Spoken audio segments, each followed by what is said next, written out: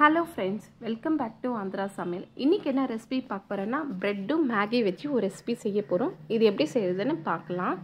முதல்ல ஸ்டவ்ல pan வச்சு 2 table spoon அளவுக்கு எண்ணெய் ஊத்திக்கினேன். எண்ணெய் காஞ்ச உடனே ஒரு மீடியமான சைஸ் வெங்காயம் பொடி பொடியா கட் பண்ணி சேர்த்துக்கிறேன். சேர்த்துட்டு நல்லா வதக்கி விட்டுக்கணும். வெங்காயம் வந்து நல்லா கலர் சேஞ்ச் ஆகணும். வெங்காயம் நல்லா வதங்கிச்சு. இப்போ ஒரு சின்ன தக்காளியை இந்த மாதிரி பொடி பொடியா கட் பண்ணி சேர்த்துக்கிறேன். இந்த வெங்காயம்லயே சேர்த்து நல்லா வதக்கி விட்டுக்கணும். நல்லா வதங்கின உடனே இப்போ மேகி மசாலாவை சேர்த்துக்கலாம். நான் ஒரு பாக்கெட் மேகி எடுத்தனால ஒரு பாக்கெட் மேகி மசாலாவை சேர்த்துக்கிறேன். மேகிக்கு தேவையான அளவு உப்பு சேர்த்துக்கிறேன். 1/2 ஸ்பூன் அளவுக்கு மிளகாய்த்தூள் சேர்த்துக்கிறேன். இதெல்லாம் சேர்த்து நல்லா மிக்ஸ் பண்ணி விட்டுக்கலாம். வெங்காயம் தக்காளி எல்லாம் நல்லா வதங்கிடுச்சு. இப்போ 1 டம்ளர் அளவுக்கு தண்ணி ஊற்றிக்கிறேன். ஒரு மேகி பேக்கெட் எடுத்தனால 1 டம்ளர் அளவுக்கு தண்ணி ஊற்றிக்கினா போதும். பாருங்கள், இதை ஒரு வாட்டி நல்லா கலந்து விட்டுக்கலாம். இதை நல்லா கொதிக்கிட்டோம்.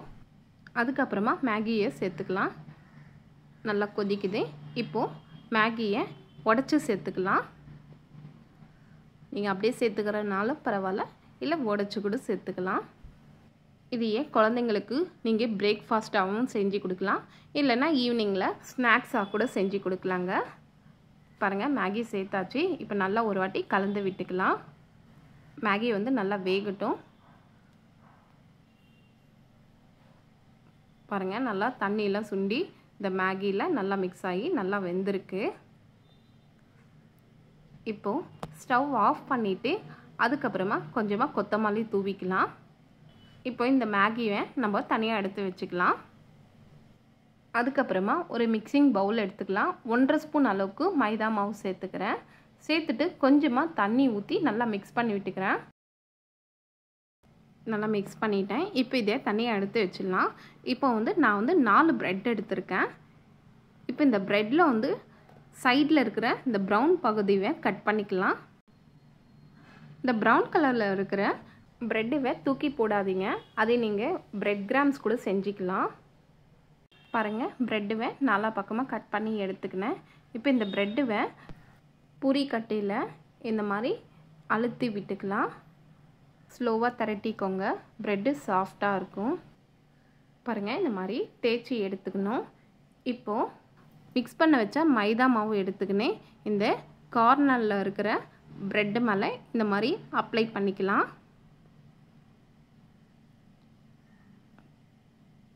பாருங்கள், இந்த மாதிரி அப்ளை பண்ணிட்டோம்.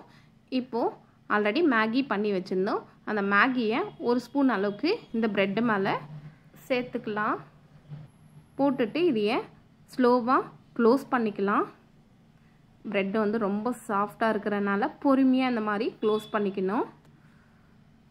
க்ளோஸ் பண்ணிவிட்டு நல்லா இந்த மாதிரி அழுத்தி விட்டுக்கலாம் பிரெட்டுவை. பாருங்கள், பிரெட்டு இவ்வளோ சாஃப்டாக இருக்குது. இந்த மாதிரி அழுத்தி எடுத்துக்கலாம். எல்லா பிரெட்டு இதே மாதிரி தாங்க அழுத்தி எடுத்துக்கினேன். இப்போது இதை தனியாக எடுத்து வச்சிடலாம். இப்போது ஸ்டவ்வில் பேன் வச்சு 2 டேபிள் ஸ்பூன் அளவுக்கு எண்ணெய் ஊற்றிக்கலாம். இப்போ இதையே நம்ம டீப் ஃப்ரை பண்ணாமையே தோசை பேனில் இந்த மாதிரி ஃப்ரை பண்ணி எடுத்துக்கலாங்க.